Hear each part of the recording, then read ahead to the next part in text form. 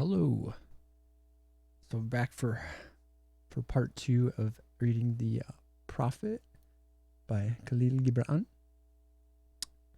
and right now it's the night before it all happens, but I don't know if that'll mean anything to you or not. But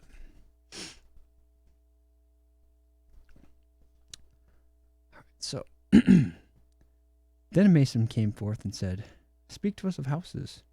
And he answered and said, "Build of your imaginings a bower in the wilderness, ere you build a house within the city walls. For even as you have homecomings in your twilight, so has the wanderer in you, the ever distant and alone. Your house is your larger body. It grows in the sun and sleeps in the stillness of the night, and it is not dreamless. Does not your house dream, and dreaming, leave the city for grove or hilltop? Would that I could gather your houses into my hand, and like a sower scatter them in the forest and meadow. Would the valleys were your streets, and the green paths your alleys, that you might seek one another through vineyards, and come with the fragrance of the earth in your garments. But these things are not yet to be. In their fear your forefathers gathered you too near together, and that fear shall endure a little longer. A little longer shall your city walls separate your hearths from your fields. And tell me, people of Orphalese, what have you in these houses, and what is it you guard with fastened doors? Have you peace, the quiet urge that reveals your power? Have you remembrances, the glimmering arches that span the summit of the mind? Have you beauty that leads the heart from things fashioned of wood and stone to the holy mountain? Tell me, have you these in your houses? Or have you only comfort, and the lust for comfort, that stealthy thing that enters the house a guest, and then becomes a host, and then a master? Aye, and it becomes a tamer, and with hook and scourge makes puppets of your larger desires. Though its hands are silken, its heart is of iron. It lulls you to sleep only to stand by your bed and jeer at the dignity of the flesh. It makes mock of your sound senses, and lays them in thistledown like fragile vessels. Verily, the lust for comfort murders the passion of the soul, and then walks grinning in the funeral. But you, children of space, you restless in rest, you shall not be trapped nor tamed. Your house shall be not an anchor, but a mast. It shall not be a glistening film that covers a wound, but an eyelid that guards the eye. You shall not fold your wings, that you may pass through doors, nor bend your heads, that they strike not against a ceiling, nor fear to breathe, lest walls should crack and fall down. You shall not dwell in tombs made by the dead for the living.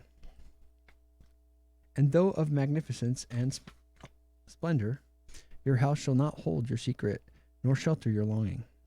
For that which is boundless in you abides in the mansion of the sky, whose door is the morning mist, and whose windows are the songs and the silences of night. And the weaver said, "Speak to us of clothes." And he answered, "Your clothes conceal much of your beauty, yet they hide not the unbeautiful. And though you seek in garments the freedom of privacy, you may find in them a harness and a chain. Would that you could meet the sun and the wind with more of your skin and less of your raiment. For the breath of life is in the sunlight, and the hand of life is in the wind. Some of you say, it is the north wind who has woven the clothes we wear. And I say, aye, it was the north wind. But shame was his loom, and the softening of the sinews was his thread. And when his work was done, he laughed in the forest. Forget not that modesty is for a shield against the eye of the unclean. And when the unclean shall be no more, what were modesty but a fetter and a fouling of the mind? And forget not that the earth delights to feel your bare feet, and the winds long to play with your hair. And a merchant said, Speak to us of buying and selling. And he answered and said, To you the earth yields her fruit, and you shall not want if you but know how to fill your hands. It is in exchanging the gifts of the earth that you shall find abundance and be satisfied. Yet unless the exchange be in love and kindly justice, it will but lead some to greed and others to hunger. When in the market, place your toilers of the sea, and fields and vineyards meet the weavers and the potters and the gatherers of spices. Invoke then the master spirit of the earth, to come into your midst and sanctify the scales and the reckoning that weighs value against value. And suffer not the barren-handed to take part in your transactions, who would sell their words for your labor. To such men you should say, come with us to the field, or go with our brothers to the sea and cast your net.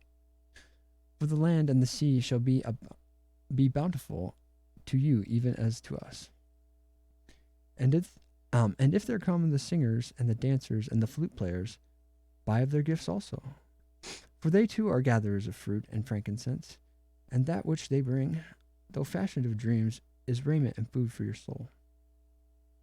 And before you leave the marketplace, see that no one has gone his way with empty hands. For the master spirit of the earth shall not sleep peacefully upon the wind till the needs of the least of you are satisfied.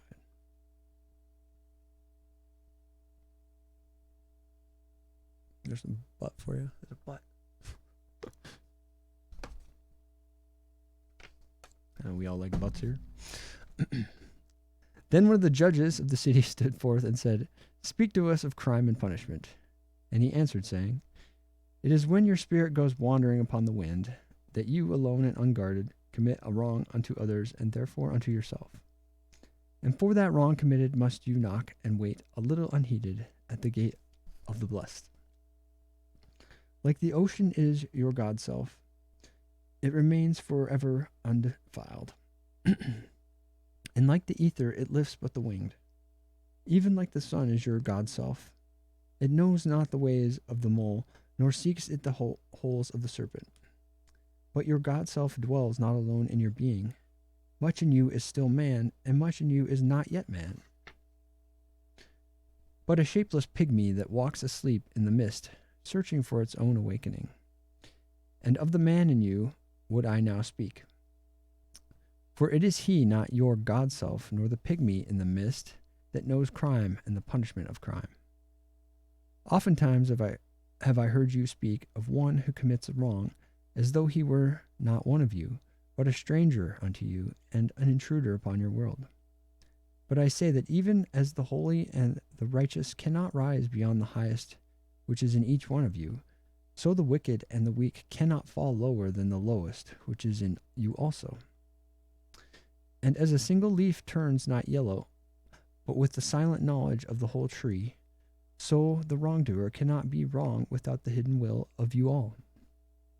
Like a procession you walk together towards your God self, and are the way and the wayfarers. And when one of you falls down, he falls for those behind him, a caution against the stumbling stone. Aye, and he falls for those ahead of him, who thought faster and sure of foot, removed not the stumbling stone, though faster and sure of foot, yet removed not the stumbling stone. And this also, though the word lie heavy upon your hearts, the murderer is not accountable for his own murder, and the robbed is not blameless in being robbed. The righteous is not innocent of the deeds of the wicked, and the white-handed is not clean in the doings of the felon. Yea, the guilty is oftentimes the victim of the injured, and still more often the condemned is the burden bearer for the guiltless and unblamed. You cannot separate the just from the unjust, and the good from the wicked, for they stand together before the face of the sun, even as the black thread and the white are woven together. And when the black thread breaks, the weaver shall look into the whole cloth, and he shall examine the loom also. If any of you would bring to judgment the unfaithful wife, let him also weigh the heart of her husband in scales, and measure his soul with measurements. And let him who would lash the offender look into the spirit of the offended. And if any of you would punish in the name of righteousness, and lay the axe unto the evil tree, Let him see to its roots. And verily he will find the roots of the good and the bad, the fruitful and the fruitless, all entwined together in the silent heart of the earth. And you judges who would be just, what judgment pronounce you upon him, who though honest in the flesh, yet is a thief in spirit? What penalty lay you upon him, who slays in the flesh, yet is himself slain in the spirit? And how prosecute you him, who in action is a deceiver and an oppressor, yet who also is aggrieved and outraged? And how shall you punish those whose remorse is already greater than their misdeeds? Is not remorse the justice which is administered by that very law which you would fain serve? Yet you cannot lay remorse upon the innocent, nor lift it from the heart of the guilty. Unbidden shall it call in the night, that men may wake and gaze upon themselves. And you who would understand justice, how shall you unless you look upon all deeds in the fullness of light? Only then shall you know that the erect and the fallen are but one man standing in twilight, between the night of his pygmy self and the day of his God self. And that the cornerstone of the temple is not higher than the lowest stone in its foundation.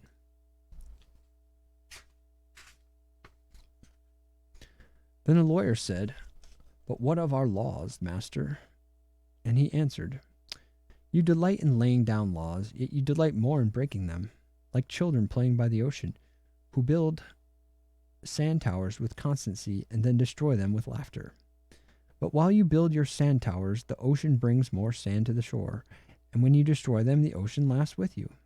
Verily, the ocean laughs always with the innocent.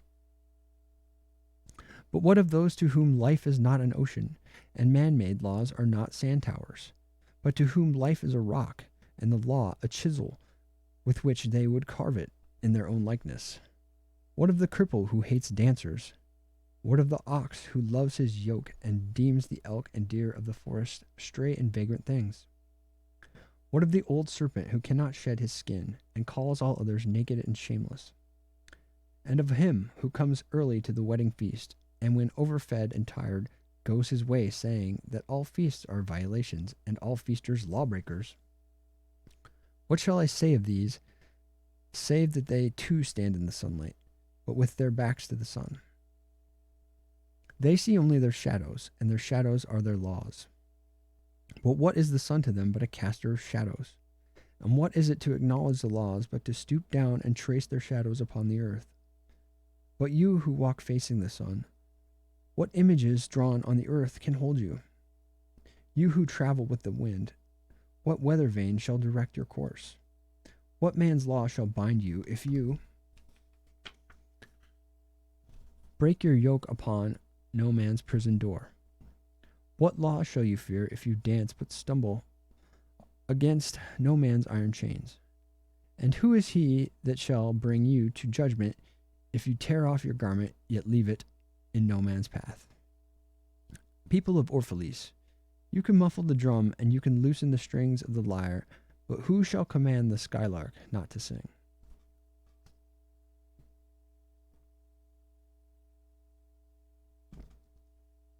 Yeah, who should do that? Nobody. Nobody, that's who. And an orator said, Speak to us of freedom. And he answered, At the city gate and by your fireside, I have seen you prostrate yourself and worship your own freedom, even as slaves humble themselves before a tyrant and praise him though he slays them. Aye, in the grove of the temple and in the shadow of the citadel, I have seen the freest among you wear their freedom as a yoke and a handcuff. And my heart bled within me, for you can only be free when even the desire of seeking freedom becomes a harness to you, and when you cease to speak of freedom as a goal and a fulfillment. You shall be free indeed when your days are not without care, nor your nights without a want and a grief, but rather when these things girdle your life, and yet you rise above them naked and unbound. And how shall you rise beyond your days and nights unless you break the chains which you at the dawn of your understanding have fastened around your noon hour? In truth, that which you call freedom is the strongest of these chains, though its links glitter in the sun and dazzle your eyes. And what is it but fragments of your own self you would discard that you may become free? If it is an unjust law you would abolish, what law was written with your own hand upon your own forehead? You cannot erase it by burning your law books, nor by washing the foreheads of your judges, though you pour the sea upon them.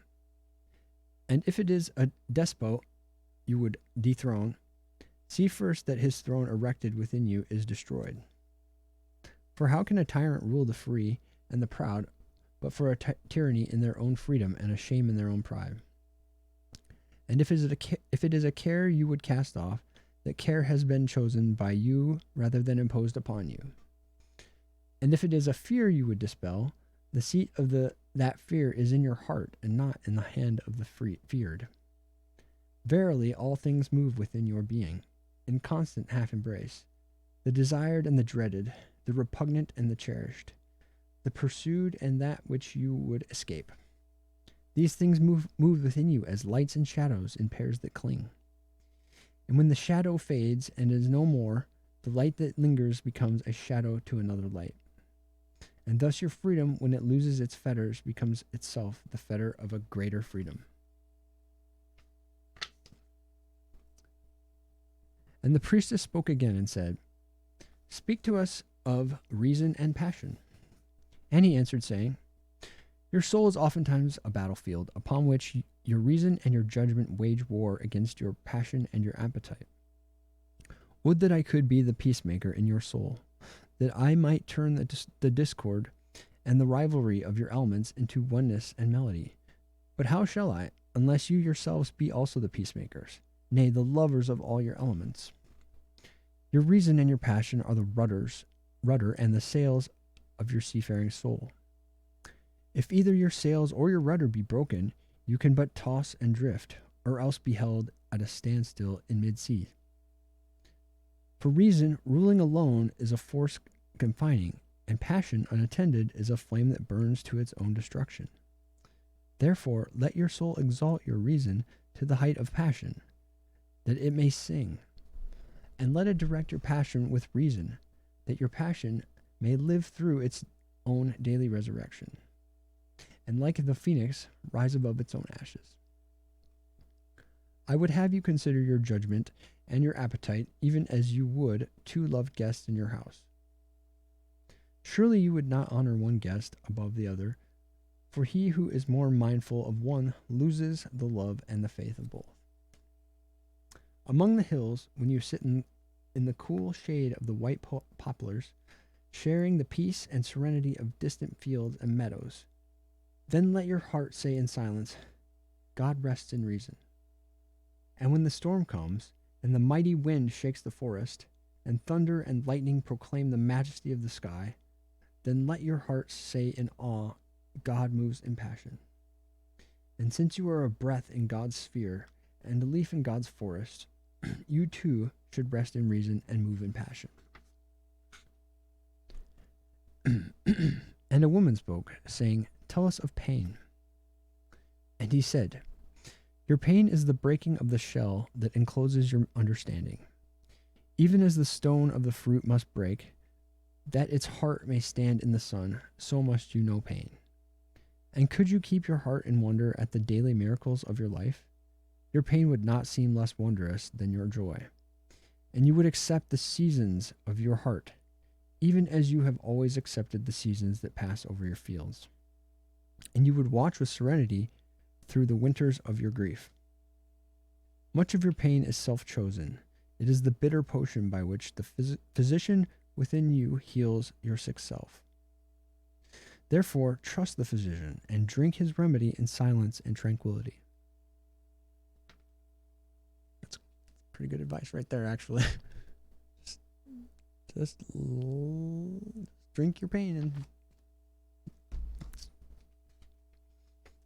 and then it's gone. For his hand, though heavy and hard, is guided by the tender hands of the unseen. And the cup he brings, though it burn your lips, has been fashioned of the clay which the potter has moistened with his own sacred tears.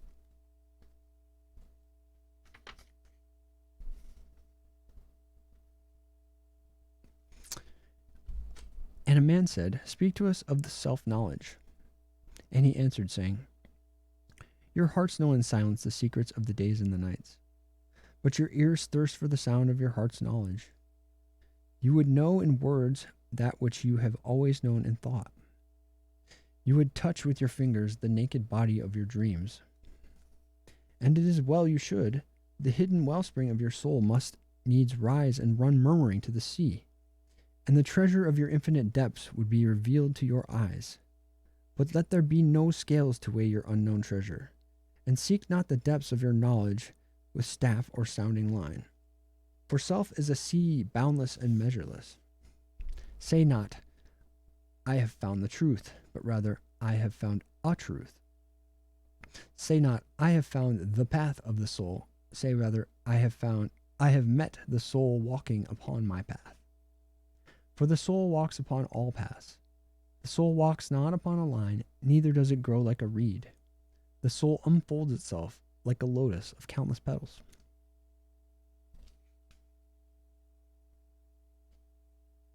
Then said a teacher, Speak to us of teaching. And he said, No man can reveal to you aught but that which already lies half asleep in the dawning of your knowledge.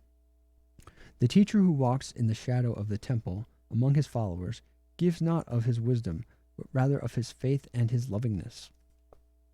If he is indeed wise, he does not bid you enter the house of his wisdom, but rather lead you to the threshold of your own mind.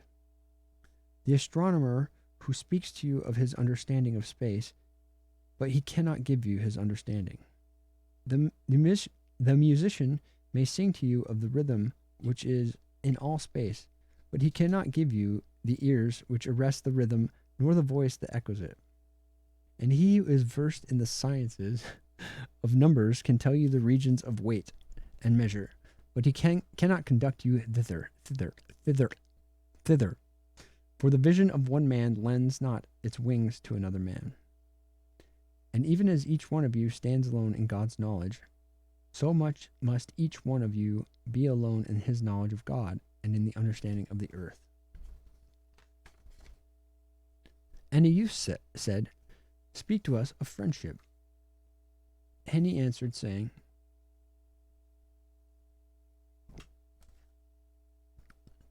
Your friend is your needs answered. He is your field which you sow with love and reap with thanksgiving. And he is your board and your fireside. For you come to him with your hunger, and you seek him for peace.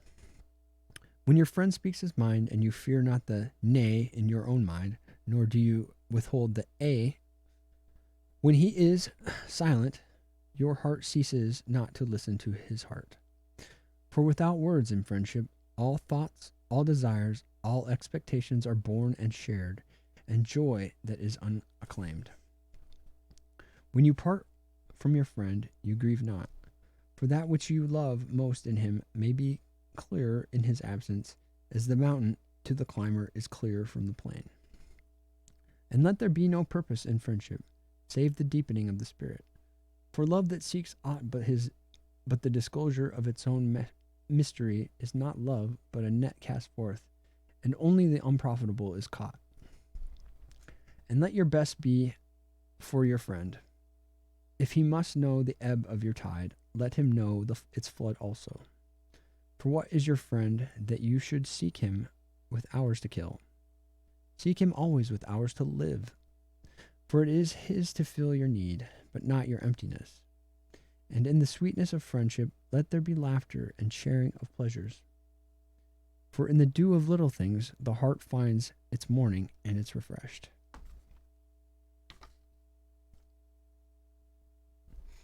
So this is a little longer than I was thinking. So I think I'm gonna end it there, and we'll do a part 3 of this. So yeah, hope you're enjoying. Yeah, it's pretty good. I mean, it's good. It's good. Not gonna lie.